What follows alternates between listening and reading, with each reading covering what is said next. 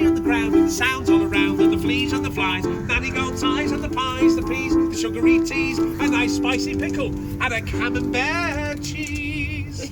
For there's nothing in this world he don't adore. Can't get enough, he just wants more.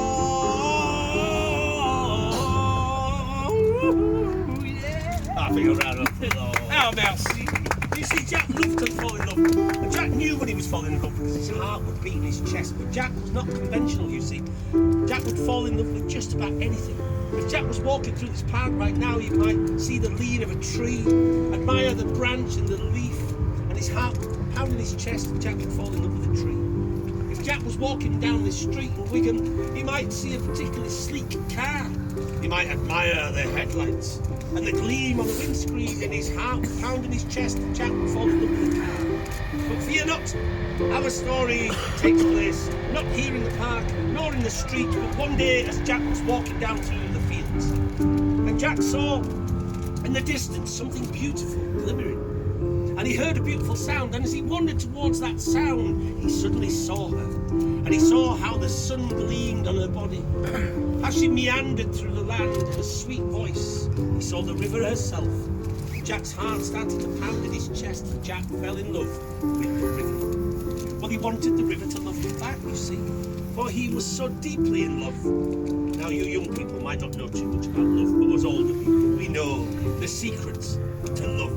And it's dead simple. When you want somebody to fall in love with you, all you have to do is buy them dead expensive gifts. No. Every time. No! What Jack could you thought to buy a himself, river? I shall buy the river an expensive gift. Well, she's cold, so I should warm her up.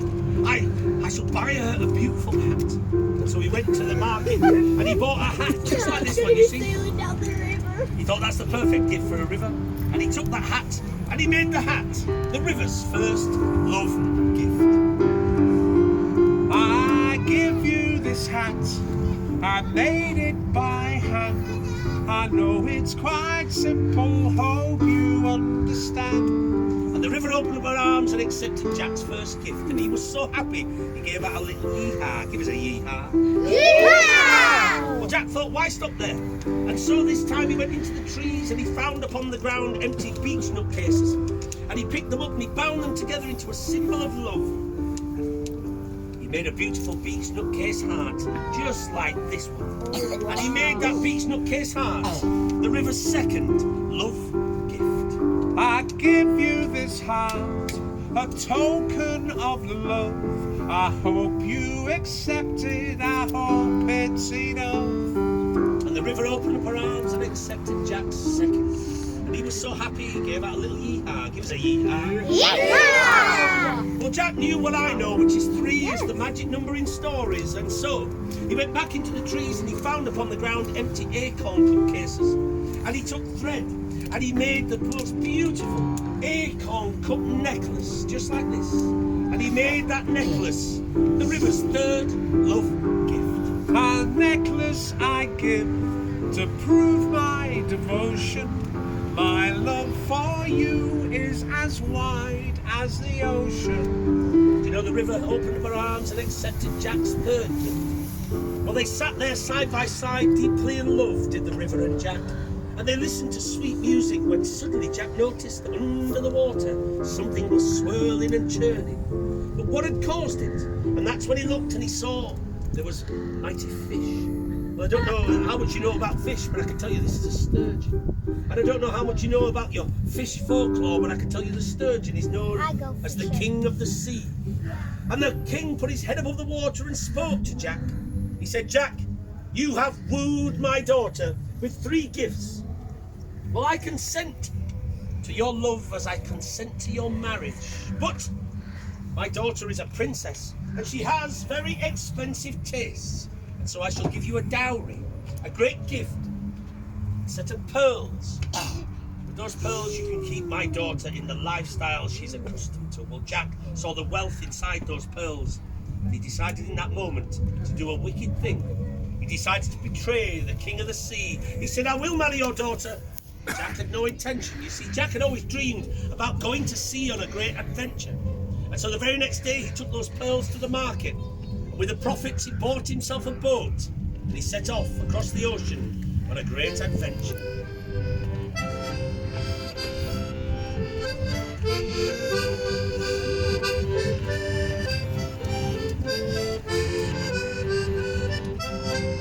I am sailing on the sea, heave away, haul away. I'm off to seek my destiny. The wind is in my sail, sail, sail. I'll be rich by the break of day. The wind is in my sail, sail, sail. I'll be rich by the break of day. The wind is in my sail.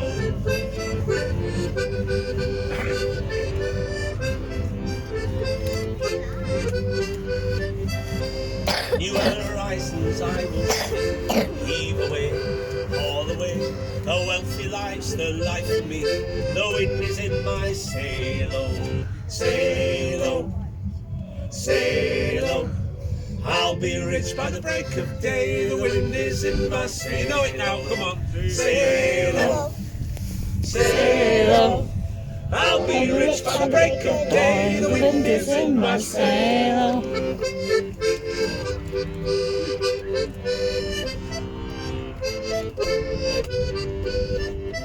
Well, I'll tell you, Jack travelled halfway across the world on that boat, and he visited port after port and amassed a great fortune. And my dear friends, more stories than we've got time to tell you, but I'll tell you this, for it's true. As Jack made his way across the ocean back to England's Fair Isle, his boat stopped on the top of the ocean. Well, it would move neither forward nor back. Well, he couldn't understand it.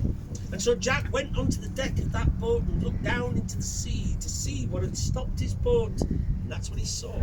The great sturgeon, the king of the sea, who said, "Jack, you betrayed me. You took my dowry. You took my pearls. You promised to marry my daughter. Well, there is going to be a wedding, Jack. There's a great magic inside me, and I compel you with that magic to leap from that boat and follow me down to the bottom of the sea." Well, there was magic in that moment, and he was compelled, and so he leapt from the boat down into the icy waters, and he took his breath away. But down, down, down Jack travelled through the blues, down through the greens. In fact, Jack travelled so deep that suddenly all around him, everything went black. Well, I don't know how deep he travelled, but I can tell you this. He went so far under the ocean that suddenly he noticed that all around him there swirled a beautiful colour. And there amongst the colour he saw there was a great palace, the palace of the king of the sea himself, who came into his mighty halls and said, "Jack, you betrayed me. You promised to marry my daughter. Well, daughters I have 3. There is going to be a wedding, Jack. All we have to do is decide which one of my beautiful daughters you are going to marry. And so, bring forth my first beautiful daughter." Well, in she came. And wasn't she the most beautiful starfish from under the sea? And I'll ask you, who here wouldn't want to marry a starfish? No takers. Well, to be fair, Jack didn't want to marry a starfish. He said, "Look how slender she is, and all those 5 arms, they'd wrap themselves round me in winter time. But that's not the daughter I fell in love with." "Fine," said the king. "Then bring forth my second, even more beautiful daughter." Oh no! And He's gonna get she was a pixie. luscious lobster from under the sea. And I'll ask you, who here wouldn't want to marry a lobster? No takers. Well, to be fair, Jack didn't want to marry a lobster. He said, "Look at her. See how slender she is. And those pincers. Oh, they would pinch me if ever my eye were to wander. But that's not the daughter I fell in love with." "Fine," said the king. "Then bring forth my third, my final, my most beautiful daughter." And my dear friends, was she not a looker? An anglerfish! And who here wouldn't want to marry an anglerfish? No, I'll be To be fair, Jack wasn't that keen. He said, look at that smile, and she lights up the room wherever she goes. But it's not the daughter I fell in love with. I think the truth is, Your Majesty, you're hiding one last daughter. Well, the king looked at Jack and said, Jack, I can see you're shrewd, and I feel like you have a good heart. And so the truth is, I do have one last daughter. And here she comes. She is my most beautiful, my river daughter. And she entered the room wearing the hat that Jack had bought for her. Around her neck was the acorn necklace. In her hand, the beech nut case heart. Their love was sealed, and she had 3 gifts for him. She gave to him a pendant made of seashells from under the sea to wear upon his lapel on their wedding night. She gave to him a bottle, and inside that bottle there was scent made from seaweed. And you know, the sweetness of that scent. One drip on your neck, my darling, and tonight your luck's in. She gave to him a necklace made of the pearls of the sea, seashells, to wear as a symbol of love on their wedding night. Well, their love was sealed. That night they set a date, and to celebrate, the king of the sea threw a great party, and they danced, and they sang, and they drank until everybody was so tired they fell into a deep, deep sleep.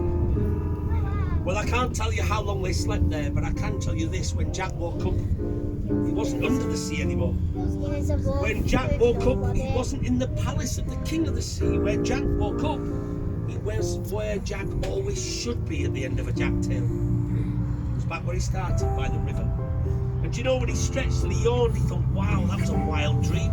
Falling in love with rivers. Well, I don't know about your dreams, but mine never linger very long. Before too long, he'd forgotten all about rivers. And he looked at the night sky. The northern lights were shining, and Jack thought, wow, look how beautiful the sky is. And in that moment, Jack's heart started to pound in his chest. And he fell deeply in love with the sky itself.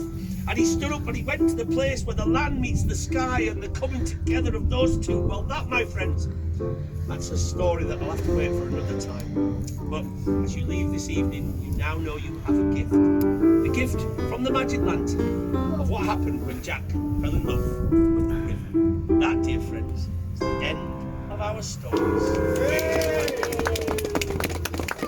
Thank you very much for joining us at the Magic Lantern. This has been Gary Gacko. Greetings. I'm Mrs. Edwards. And inside the Lady of the Lantern, Joe. Thank you very much for joining us. Enjoy the rest of your evening.